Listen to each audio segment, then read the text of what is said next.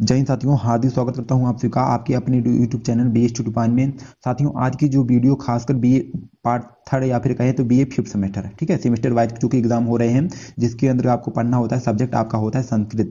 और fifth semester में एक चीज और आपको बतानी, फिफ्थ सेमेस्टर में जितने भी सब्जेक्ट होते हैं एक प्रकार के, तो कहें तो प्रत्येक सब्जेक्ट के दो पेपर होते हैं, फर्स्ट और सेकंड है। ठीक है, तो आज का हमारा जो बीए फिफ्थ सेमेस्टर संस्कृत का जो है सेकंड पेपर है। इससे पहले वीडियो में हमने जो है फर्स्ट पेपर आपको प्रोवाइड कर दिया है, आप हमारे चैनल के माध्यम से देख लीजिएगा।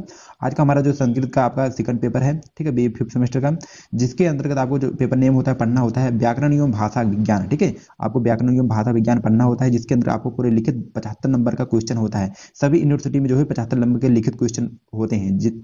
ठीक है, तो आज की जो वीडियो एक प्रकार से हर यूनिवर्सिटी के लिए महत्वपूर्ण है, जिसका आपका चाहे दिसंबर में एग्जाम लगा हुआ है, चाहे आप फर्स्ट जनवरी में एग्जाम लगा हुआ है, दोनों के लिए 2024-25 वालों के लिए बहुत ही महत्वपूर्ण है, सभी यूनिवर्सिटी के बच्चों के लिए। ठीक है, तो चलिए आज का जो क्वेश्चन आपको बता दें, आप लोग एक बार जो है इसको जरूर से जरूर रट के जाइएगा। ठीक है, तो चलिए देखते हैं सेक्शन है यानी कि खंड आ।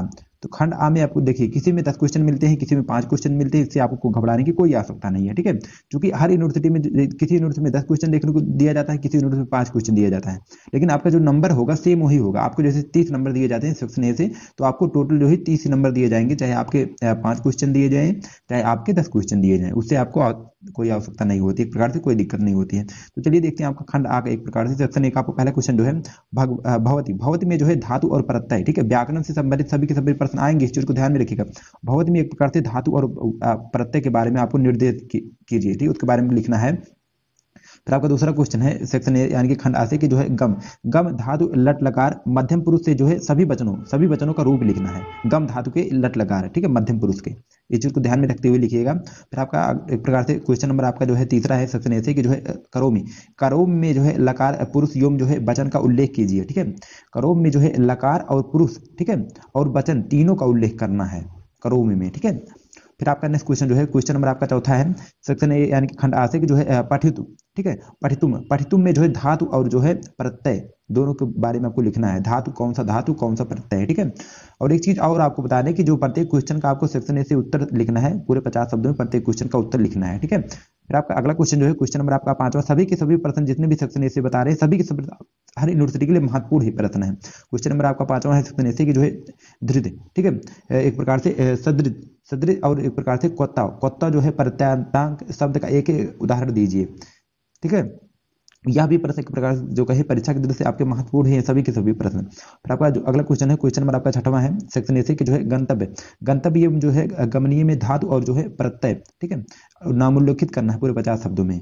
कहीं ना कहीं ये सभी प्रश्न जो है आपकी हर यूनिवर्सिटी के लिए महत्वपूर्ण साबित होंगे आपकी परीक्षा के लिए। ठीक है, फिर आपका जो नेक्स्ट क्वेश्चन है क्वेश्चन नंबर आपका सातवां है सेक्शन ए से खंड आ से कि जो है धातु की जो है भाषा की जो है किन्हीं दो विशेषताओं का उल्लेख करें। ठीक है, भाषा की किन्हीं दो विशेषताओं का आपको उल्लेख करना है पूरे 50 शब्दों में। फिर आपका नेक्स्ट क्वेश्चन जो है क्वेश्चन नंबर आपका आठवां है सेक्शन यानी कि खंड आ से कि जो है भाषोत्पत्ति। ठीक है, भाषोत्पत्ति विषयक व्यापक जो है सिद्धांत कौन सा है। तो भाषोत्पत्ति विधेयक व्यापक सिद्धांत के बारे में आपको लिखना है पूरे 50 शब्दों में। यह भी प्रश्न जो है आपकी परीक्षा की दृष्टि से संस्कृत से ही सभी क्वेश्चन पूछे जा रहे हैं, भाषा और व्याकरण से एक प्रकार से संबंधित है। ठीक है, संस्कृत में।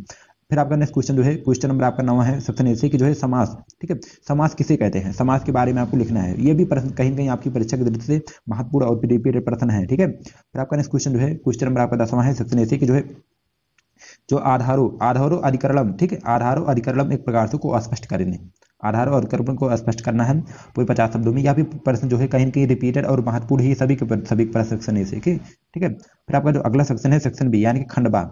खंडबा में देखिए किसी में 7 से 8 प्रश्न दिए जाते हैं, किसी में 4 से 5 प्रश्न दिए जाते हैं, लेकिन जो आपको प्रश्नों को करना रहेगा आपको दिया रहेगा नोट में। ठीक है, तो यहाँ पर आपको 7 से 8 प्रश्न देखने को मिलेंगे, जिसमें से केवल जो है 3 ही प्रश्नों के आपको जो है उत्तर लिखना है।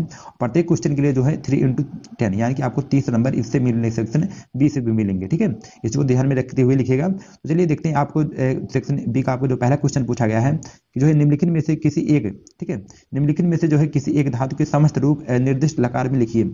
किसी एक में से, चाहे आप भू धातु लट लकार के बारे में, चाहे आप गम धातु लट लकार के बारे में, ठीक है, चाहे आप जो है कृत धातु लट लकार के बारे में, तीनों में से आपको एक ही लिखना है। ठीक है, तो कहीं ना कहीं आप तीनों को जो है एक बार रट के जाइए कि तीनों में से आपके जरूर एक ही परीक्षा में एक क्वेश्चन जरूर आएगा। फिर आपका जो अगला क्वेश्चन है क्वेश्चन नंबर आपका दूसरा है सेक्शन बी से यानी कि खंड बा से कि जो है निम्नलिखित जो है परतों में से जो है किन्हीं दो परतों से जो है निष्पन्न जो है चार जो है शब्दों को लिखना है। ठीक है, निष्पन्न परतों से निष्पन्न चार शब्दों से ठीक है, इसमें से आपको किसी में लिखना है 4-4 शब्दों के बारे में। फिर आपका जो नेक्स्ट क्वेश्चन है, क्वेश्चन नंबर आपका चौथा है, सेक्शन बी यानी कि खंड बा से कि जो है निम्नलिखित में से किन्हीं दो पर टिप्पणी लिखिए।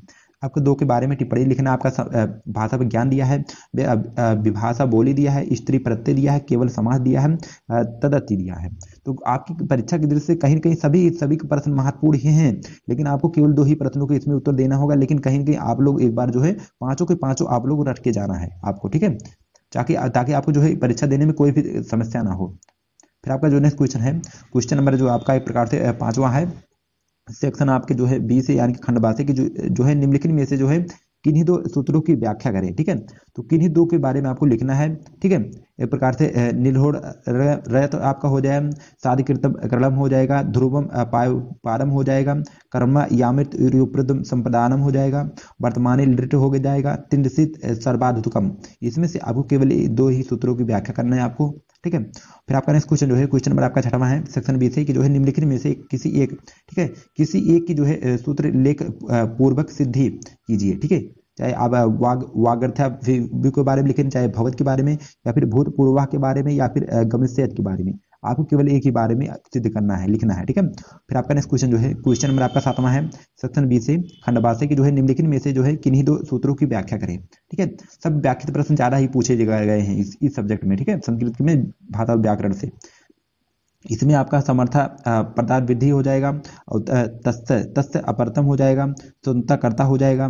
ठीक है, ऋतुन्नत दीपा हो जाएगा, कृत इसिप्तम कर्मा हो जाएगा, कृत कर्ण स्त्रितिया हो जाएगा। इसमें से केवल आपके 2 ही प्रश्नों के उत्तर देना है, 2 ही सूत्रों की व्याख्या करना है। तो आप जो है सभी को सभी आप रट के जाना है। ठीक है, फिर आपका जो नेक्स्ट क्वेश्चन है, क्वेश्चन नंबर आपका है 8वां है सेक्शन बी से कि जो है निम्नलिखित में से किन्हीं 3 का संस्कृत में अनुवाद कीजिए।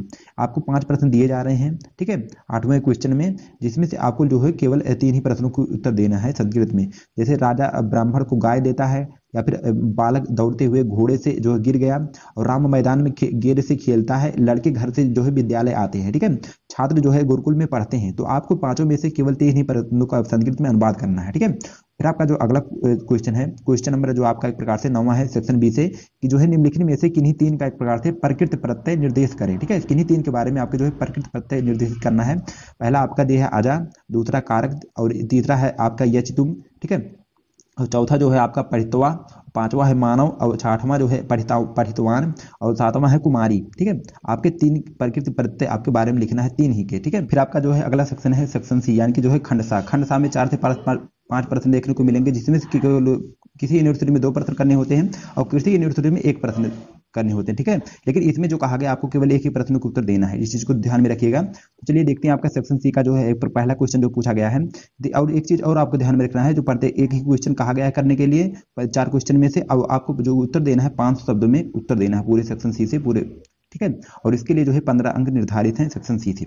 तो चलिए देखते हैं सेक्शन सी का आपका पहला क्वेश्चन जो पूछा गया है कि जो है समसनम। ठीक है, समसनम जो है समासा या फिर समासा जो है पचधा विवेचना कीजिए। ठीक है, दोनों की विवेचना करना है, दोनों में से आप किसी एक की। फिर आपका नेक्स्ट क्वेश्चन है, क्वेश्चन नंबर दूसरा है सेक्शन सी से कि जो है कारक को परिभाषित करें और उसके जो है भेदों का संक्षिप्त परिचय दीजिए। ठीक है, कारक को परिभाषित करने और उसके भेदों का जो है संक्षिप्त परिचय देना है। फिर आपका जो नेक्स्ट क्वेश्चन है, क्वेश्चन नंबर जो आपका तीसरा है सेक्शन सी से सीरियल नंबर जो 12वां है कि जो है भाषा की उत्पत्ति जो है विषयक विभिन्न मतों का संक्षिप्त विवेचना कीजिए। ठीक है, भाषा की उत्पत्ति विषयक विभिन्न मतों का जो है संक्षिप्त विवेचना, संक्षिप्त में आपको वर्णन करना है। ठीक है, फिर आपका नेक्स्ट क्वेश्चन जो है सेक्शन सी से क्वेश्चन नंबर आपका चौथा है, और सीरियल नंबर जो आपका 13वां है कि जो है अर्थ परिवर्तन की जो है दिशाओं का उदाहरण सहित आपको विवेचना करना है, अर्थ परिवर्तन की दिशाओं का। ठीक है, तो कहीं ना कहीं जितना भी हमने मॉडल पेपर एक प्रकार से आपको बताया है, तो आपके हर एग्जाम के लिए, चाहे आपके 24 में एग्जाम हो दिसंबर में, चाहे आपके 25 जनवरी में एग्जाम हो। ठीक है, तो सभी बच्चों के लिए, खासकर सभी यूनिवर्सिटी के लिए बच्चों के लिए बहुत ही महत्वपूर्ण और रिपीटेड प्रश्न है। आप लोग एक बार जो है परीक्षा देने से पहले इसको देख के समझ के जाइएगा। ठीक है, तो आपके जो है परीक्षा के लिए काफी ज्यादा महत्वपूर्ण और एक प्रकार से लाभदायक होने वाला है। ठीक है, तो बच्चों यहीं पर वीडियो समाप्त करते हैं, फिर मिलते हैं नेक्स्ट किसी वीडियो। जय हिंद, वंदे मातरम।